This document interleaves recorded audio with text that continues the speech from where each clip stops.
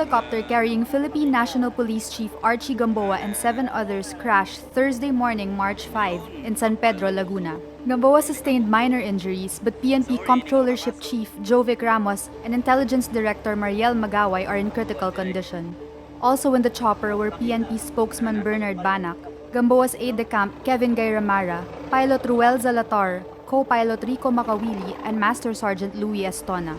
When the chopper took off, it created a thick cloud of dust that affected the visibility in the area. The aircraft got entangled in a power line, causing it to crash. Gamboa was brought to a hospital in Laguna and then transferred to St. Luke's Medical in Taguig. Ramos and Magaway remain at the medical center in Binyan, Laguna until their condition stabilizes. Ako na press. Takot. Magsak.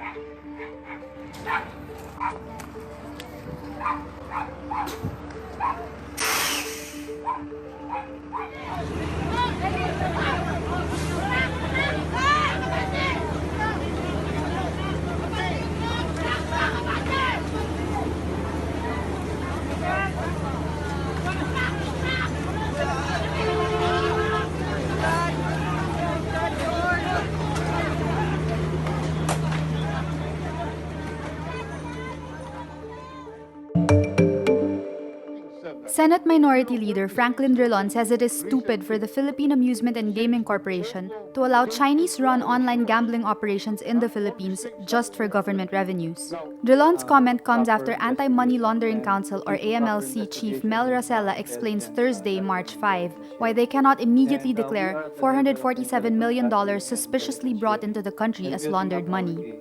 The social problems, Mr. Sevilla, that POGO has brought to our country is not worth the regulation fees that you earn from Pagcor. For 8 billion pesos as fees that you get, you're saying that they should be here?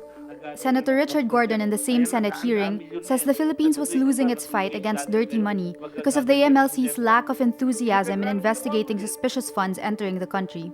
Senators say at least $663 million has entered the Philippines from September 2019 to March this year, but the AMLC has not acted on it. Currently, there are 61 Philippine offshore gaming operators or POGOs in the country, but only 12 are Pagcor licensed casinos and 1 operated by the gaming agency.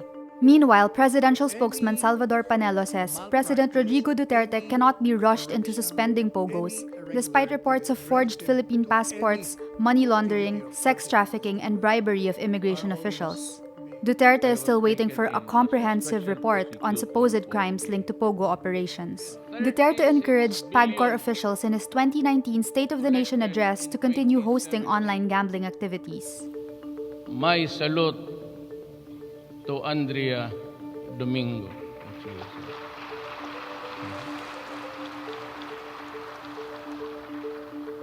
Magpasugal ka pa ng marami.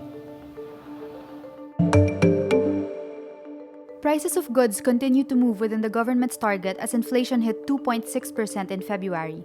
This is lower than the 2.9% recorded in January 2020. The downward trend is attributed to the slower annual increase in transportation costs as global demand for oil slowed down amid the novel coronavirus outbreak. Economists also say the downgrade in Taal Volcano's alert level dissipated the upward pressure on food prices. The central bank is expected to again cut interest rates to shield the economy. A man in Lithuania locks his wife in a bathroom over fear she may be carrying the coronavirus. The woman reportedly told her husband she may have caught the disease when she spoke with a person who had arrived from abroad. This prompted police to intervene Wednesday, March 5, and to call for an ambulance for the woman who later tested negative for the virus. In Italy, all schools and universities were closed until March 15 as the number of deaths from COVID-19 hit 107. A month-long government ban on fans watching football matches and other major sporting events is also in place.